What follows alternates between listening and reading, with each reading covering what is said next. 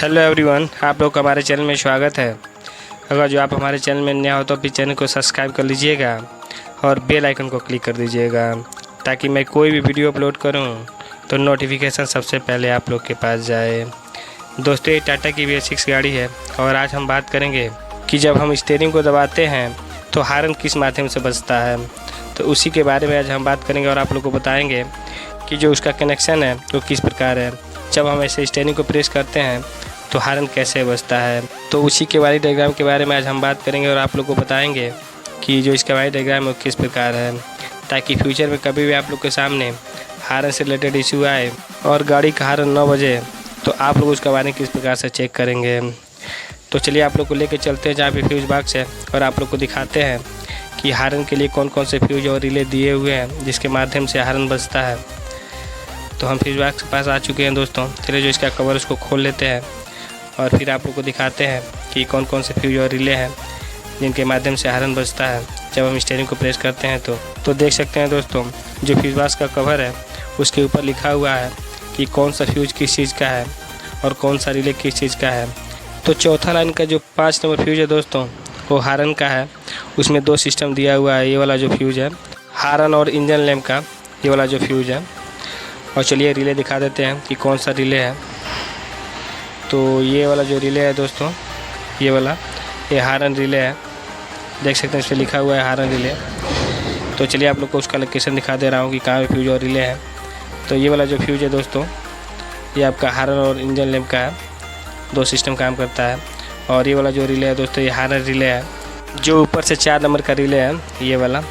तो चलिए हम रिले को निकालते हैं और फिर आप लोग को टेस्टिंग की माध्यम से सप्लाई चेक करके दिखाते हैं कि ये रिले कैसे वर्क करता है, ताकि कभी आप लोग को सप्लाई चेक करना हो तो आप लोग इस वीडियो के माध्यम से आसानी से चेक कर सकें। तो देख सकते हैं 4 पिन का रिले है और प्रत्येक पिन के पास उसका नंबर लिखा हुआ है। तो जो 30 नंबर पिन है दोस्तों डायरेक्ट सप्लाई का है और जो 85 नंबर पिन है दोस्तों ग्राउंड का है। जब हम स्टीयरिंग को प्रेस करते हैं तो यहाँ पे ग्राउंड आता है। और जो 86 नंबर पिन है दोस्तों इनपुट सप्लाई का है। जब इग्निशन को ऑन करते हैं तो यहाँ पे सप्लाई आता है। और जो 87 नंबर पिन है दोस्तों आउटपुट का है। यानी जब रिले वर्क करता है तो 87 नंबर पिन से सप्लाई आउटपुट होकर हॉर्न की तरफ जाता है और तब जाके हॉर्न बजता है। तो चलिए आप लोग को सप्लाई चेक करके दिखा देते हैं कि कौन से पिन में एक डायरेक्ट सप्लाई रहता है और कौन से पिन में इग्निशन ऑन करने पर सप्लाई आता है और कौन से पिन में ग्राउंड आता है जब हम स्टीयरिंग को प्रेस करते हैं। तो देखिए हमने टेस्टिंग लैंप के एक वायर को ग्राउंड दे दिया है और उसके दूसरे वायर को फ्यूज में लगा के सबसे पहले फ्यूज में सप्लाई चेक करेंगे। तो देख सकते हैं यहाँ पे सप्लाई आ रहा है। तो ये बैटरी का डायरेक्ट सप्लाई का है दोस्तों। इग्निशन ऑफ रहेगा तब भी इसमें सप्लाई आएगा। तो चलिए हम रिले में सप्लाई चेक कर लेते हैं। तो देखिए अभी हम 30 नंबर पिन में लगाएं तो सप्लाई आ रहा है और जैसे ही फ्यूज को निकाल देंगे या फ्यूज कट जाएगा तो यहाँ पे सप्लाई आना बंद हो जाएगा। देखिए अभी 86 नंबर पिन में भी सप्लाई आ रहा है क्योंकि इग्निशन ऑन है इसलिए सप्लाई आ रहा है। जैसे इग्निशन को ऑफ करेंगे तो यहाँ से सप्लाई डिस्कनेक्ट हो जाएगा। चलिए मैं आप लोग को ऑफ करके दिखा दे रहा हूँ। तो देखिए अभी मैंने इग्निशन को ऑफ करवा दिया तो यहाँ पर सप्लाई डिस्कनेक्ट हो गया और फिर ऑन करने पर आ गया देखिए। और ये वाला जो पिन है दोस्तों एक ग्राउंड का है। जब हम स्टीयरिंग को प्रेस करते हैं तो यहाँ पे ग्राउंड आता है। तो टेस्टिंग लैंप के एक पिन को 30 नंबर पिन में लगा देते हैं और दूसरे पिन को 85 नंबर पिन में रहने देते हैं।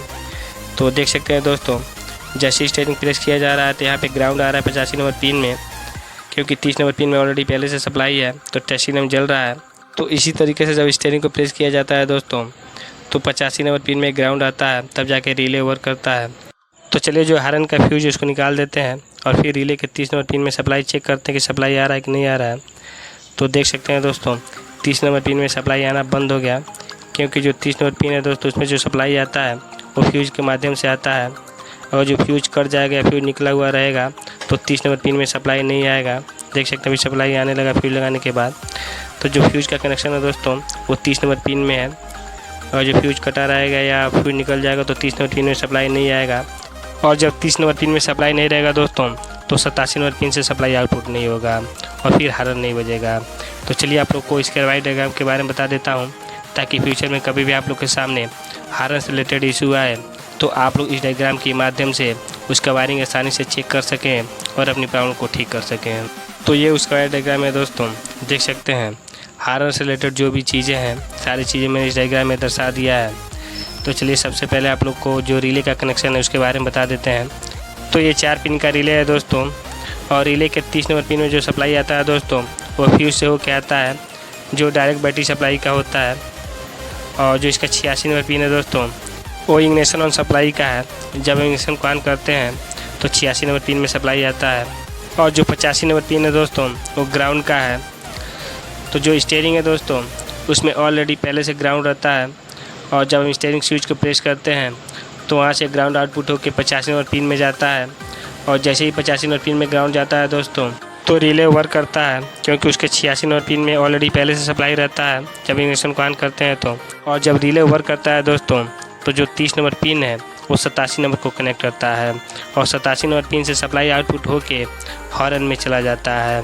और हॉर्न में ऑलरेडी पहले से ग्राउंड रहता है। और जैसे यहाँ से सप्लाई आउटपुट होकर हॉर्न में जाता है तो हॉर्न बजने लगता है। तो इस प्रकार से इसका वायर डायग्राम है दोस्तों। तो डायग्राम मैंने इसलिए दिखा दिया है दोस्तों, ताकि फ्यूचर में कभी भी आप लोग के सामने हॉर्न से रिलेटेड इशू आए तो आप लोग इस डायग्राम के माध्यम से उसका वायरिंग आसानी से चेक कर सकें और अपनी प्रॉब्लम को ठीक कर सकें। तो उम्मीद करता हूँ दोस्तों कि आप लोग को हमारा वीडियो अच्छा लगा होगा। तो प्लीज़ वीडियो को लाइक और शेयर कर दीजिएगा और कमेंट बॉक्स में कमेंट जरूर करिएगा कि आप लोग को हमारा वीडियो कैसा लगा, ताकि मैं फिर आप लोग के लिए एक अच्छी सी वीडियो लेके आऊँ और जिससे आप लोग का हेल्प हो। तो वीडियो देखने के लिए थैंक यू दोस्तों।